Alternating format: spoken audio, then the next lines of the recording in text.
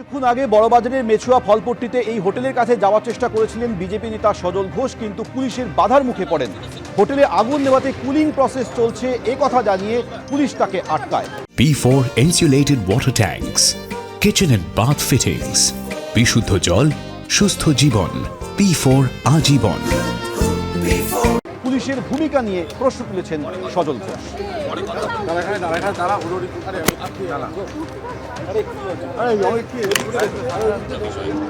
একেই যেতে নিয়ে যান, এগুলোই ভুল। আজকে আপনার কাজে ডিস্টার্ব করাটা আমার লক্ষ্য নয়।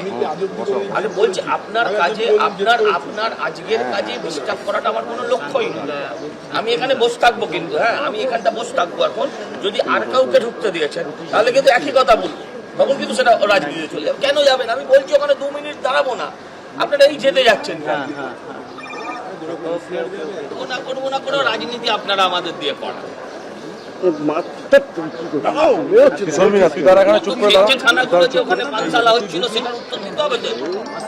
এই যে ঘটনা 14 জনের মৃত্যু, এখনো একজন হাসপাতালে চিকিৎসাধীন রয়েছে বলে জানা যাচ্ছে। এই ঘটনার পেছনে মূলত কারণটা কি, মানে এখনো পর্যন্ত আপনারা কি খবর পেলেন? কারি লাপরওয়াহি, এক্সিট বলে কিছু নেই, ইমার্জেন্সি স্টেয়ার বলে কিছু নেই। হ্যাঁ, ছাদের ওপর বেআইনি পানশালা তৈরি হচ্ছে। হ্যাঁ, দ্বিতীয় কথা হচ্ছে ফায়ার এক্সটিংগুইশার, যে ধরনের ফায়ার ফাইটিং ব্যবস্থা যা থাকে কিচ্ছু নেই। তা না হলে অত্যন্ত একটা ছোট্ট আগুন আজকে 14টা লোকের প্রাণ নিতে পারতো না। আজকে আপনারা ঠিক এই যে জায়গায় চেয়ার দিয়ে যেটা গার্ড করা আছে এখানেই দাঁড়িয়ে থাকবেন? হ্যাঁ থাকবো, আমি দেখবো আর কেউ আছে কিনা। আগুন যখন লাগে তখন বাইরে ছিলাম, কপালের জোরে বেঁচে গিয়েছি। এবিপি আনন্দে প্রতিক্রিয়া হোটেলে থাকা এক আবাসিকের, যিনি উত্তরপ্রদেশের বাসিন্দা, নাম বদ্রীনাথ আগরওয়াল।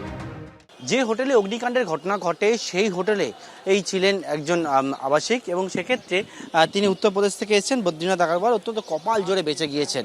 कल मैं शॉपिंग करने बाजार निकल गया था और शाम को लौटा तो बहुत भीड़ था और पता चला कि होटल में आग लग गया है। फायर ब्रिगेड की गाड़ियां, एम्बुलेंस, अधिकारियों का दौड़ धूप बहुत था और हम लोगों ने कोशिश किया कि लेट नाइट तक हमको सामान मिल जाए, लेकिन सामान हम लोगों को नहीं उपलब्ध हुआ और फिर हम लोगों ने अदर होटल में जाकर स्टे किया।